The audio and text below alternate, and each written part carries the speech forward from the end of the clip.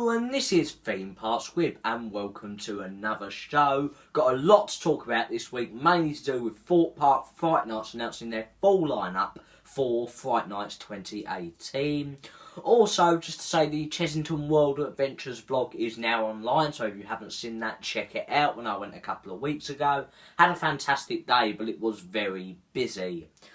Also this week we'll have all the usual sections, so let's get straight into news. This week in news, Fright Nights, Thorpe Park have announced their full Fright Nights lineup. This year it is bigger than ever with 10 scare attractions. They're not all mazes, there's other attractions in there as well. They'll be joining the 4 confirmed returning fan favourites that we had confirmed last week, which were Platform 15, which is returning for its 3rd year, Saw Alive for its 9th year. That is crazy for that maze. Walking Dead Living Nightmare for its 2nd season, and Containment for its 4th season. I think Containment is a scare maze. I actually haven't done it, but I think it's more of an escape room, but they do class it as a scare maze. So, what's been announced, there was the rumours that 6 new attractions will be announced, and there'll be 3 brand new scare mazes, 2 brand new scare zones and 1 4D experience. This is amazing because 2 scare mazes are not coming back this year, so they're going to bump it up to 6 scare attractions or mazes, but there'll be a 7th one and then 3 other attractions that are totally different. First, the 3 scare mazes.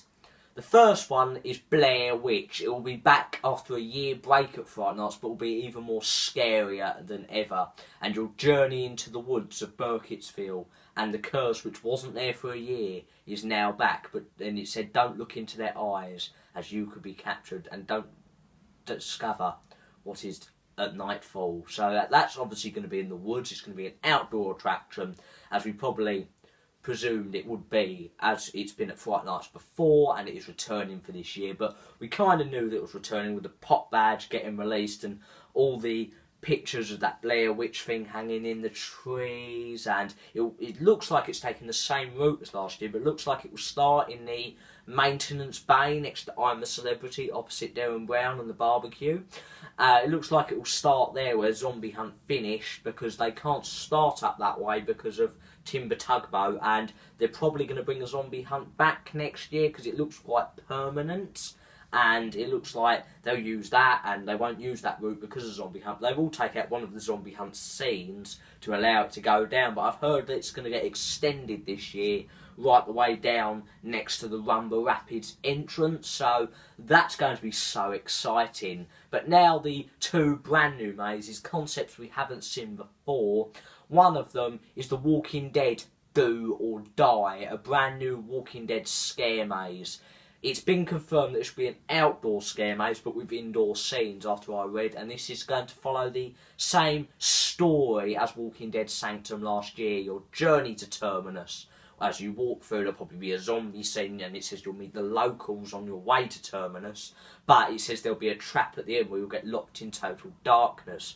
This looks like it'll be in Lost City, where the Big Top was last year, with the outdoor scenes first, then you'll go inside the shipping containers. But it's the same story as Sanctum last year, but it looks like it's going to be a lot more thrilling, and it's basically the Big Top treatment's been done to Sanctum, because Sanctum was not a very good maze last year, and it's good it's had some work out of rebrand, rename, and some indoor scenes.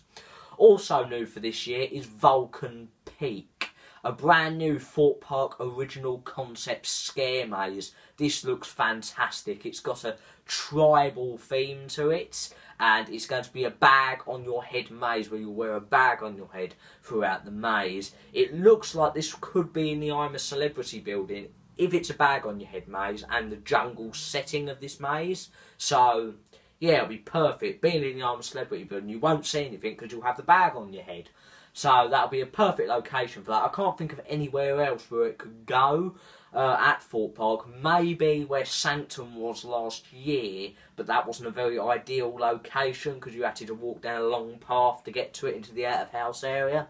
So I suppose it will go in the I'm a Celebrity building, as if it's a bag on your head maze. They'll probably update the end, where you'll probably have the bag taken off in the Outback Shack scene, and then walk through the big inflatable thing, go up the hill and then have the slide as your big finale, because if it is in there, the slide will definitely be the big finale because of Nemesis Inferno's photo shop being in there. But that's not it. 6 new attractions this year. That's only 3 of them. The 3 brand new scare mazes. But this year there'll be 2 brand new scare zones. That is fantastic. I love scare zones. If you don't know what a scare zone is, it's not a maze. It's an area of the park which you don't have to queue, and you just walk in and there'll be actors about. There'll be 2 this year, and they are all Thorpe Park original concept mazes. The first one is Big Top Showtime. This will be located in the Dome, as it's been confirmed, and it will be a sequel to last year's scare maze, the Big Top, that is not returning for this year. It's going to be another clown scare zone. We had one at Alton Towers, the Freak Show, for the last 2 years. That's not returning this year, but it looks really good. In the Dome, they can do so much in there with lighting, and it's going to be greeting you into Fright Nights. We're going to have some of the same props. Probably the big clown head will still be in there, and it's going to say the same costumes and follow the same story. The Figaro Bros circus was the crazy clowns inside. Actually, as they said, broke down the tent, so they needed a new location, and it will be taking part in the Dome this year. Also, the other scare zone is Terror at Amity High. This one will take place in the Amity Speedway area and will be a vampire based scare zone, and it will be set in the 60s and will be a WTP Radio's homecoming bash. So they're going with the radio station there, and it's going to be like a a vampire style attraction where you'll have all like the gangs or school. It's going to be set in a high school, and it's like prom and all that. It's going to be vampires. They've done something similar to Universal Halloween Horror Nights with Vamp 65. They're continuing that on this year with Vamp 85, but it looks like a very interesting, and luckily both of the scare zones are Thorpe Park original concepts, not intellectual properties like 2 of the attractions, Blair Witch and Walking Dead Do or Die. The other attraction is the 4D experience, the Screenplex Cinema in gruesome 4D. We probably know where this is definitely going to go. It's the Angry Birds 4D cinema building. It's the only place with a big screen in, but it'll be showing short indie horror films with some gruesome effects. So I don't think there's going to be any scares necessarily in here. I just reckon that they're going to be using the air cannons, the seats, and all the effects that are in there. I'm probably not going to be bothered with this because these films are short films. There's no point really watching them. They're not necessarily a big attraction. But if that's your kind of thing, watching mini indie horror films with special effects, then go watch it in the Angry Birds 4D cinema. They'll be running from 3 PM onwards, as in the day Angry Birds 4D will still be open. That's it for news this week. Let's get into merchandise. This week in merchandise, I will be showing you my Thorpe Park collection of pop badges. It's only a small collection because I've only started doing them this year and last year as major things. First I have Walking Dead Living Nightmare Extreme. I picked this up in the Mega Store when the maze was going on in May half term. Just if you bought anything, annual pass holders, you would get this pop badge, which I think is really nice. And they did release a Living Nightmare one, but it didn't have Extreme written on it, and it's quite nice having Extreme written on it than just Living Nightmare. Next is a very rare pop badge from Expo:/2018. On the annual pass preview night, it was meant to be a day, but because of the snow we got earlier in there, it's crazy what's happened this year. Snow and really hot weather. And the snow, it got cancelled and moved to a night where there was Expo, which is a celebration of X and looking forward into Walking Dead. And everyone who went inside did get this pop badge to celebrate X. And I think it's a really nice pop badge.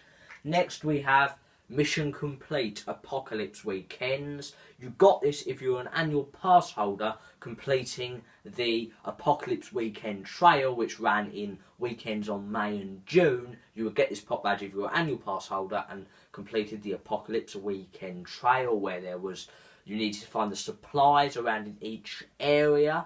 Like you had the medical supplies in Swarm Island, Amity you had water, Jungle you had camping, Old Town you had the timber, and then you had the chains in Lost City, and then your final one was the mission complete one at Walking Dead The Ride. This one is Timber Tugboat Pop Badge. You got this if you rode the Timber Tugboat and in summer last year and showed your Merlin annual pass, and you got the Timber Tugboat Pop Badge to show you've been on it in its opening week. Next one is actually one of my newer pop badges. I got it on my last Thorpe Park visit. They've got new pop badge machines now across the park where you put £2 in and you'll get a pop badge of either the Thorpe Park logo or an area of the park. I got Port and Base Camp, so that's the dome. I think that's a really nice place to start. When I saw it, I thought I got the Thorpe Park logo one. I was like, oh no, I haven't got an area. But I did get an area, and if you do collect your pop badges, it's a good way to start. Go there your next visit. I'm probably going to go there again a couple of times and buy a couple more pop badges because I really want to get like the full collection of these ones, like the Dockyard, the Jungle, all the other ones. Angry Birds Land, the only area that doesn't have one. So yeah, let's get into Guess the Ride. Speaking of Guess the Ride, I will reveal last week's Guess the Ride. That was the Flying Fish, the Mack Power Coaster, the only family coaster now at Thorpe Park. Sadly, no one got that one right last week, but this week, hopefully, you do get this ride right. It's not necessarily going to be a roller coaster. It's going to be other rides such as dark rides and flat rides. This week is a flat ride that opened here in the UK. It is a disco coaster and opened in a themed area that got rethemed for that year, and it opened in 2010. If you know what that ride is, put it down in the comments down below and you'll get a shout out in next week's shout out section of the show. Let's get into shout out. Let's get straight into the shout outs. First we have the YouTube comments from Tokyo Fish 72, Casper Studios 123, Yumblebee and Coaster Productions. Thank you for commenting. Next we have a new subscriber from Theme Park Attractions. Thank you for subscribing. Next we have the Twitter retweets and likes from Avalanche Attractions UK, Kim Nash, Theme Park Badger, Joel A, William, Theme Park Station, Chris, The Chain Lift, Pleasure Beach Updates, Theme Park Guide and Craig Toy. Thank you for doing whatever you did on Twitter. That's it for this week's episode of the show. I am so looking forward to Halloween, where the show has a little bit of a rejig for Halloween, mainly with Guess the Ride. And yeah, make sure to subscribe. I'm on 207 subscribers now. I really do want to hit 250 before the end of 2018. Also, don't forget to comment down below, Guess the Ride, like this video, follow us on Twitter, Instagram and Facebook. That's it for this week. Check out the Chessington vlog and I'll see you in my next video. Bye!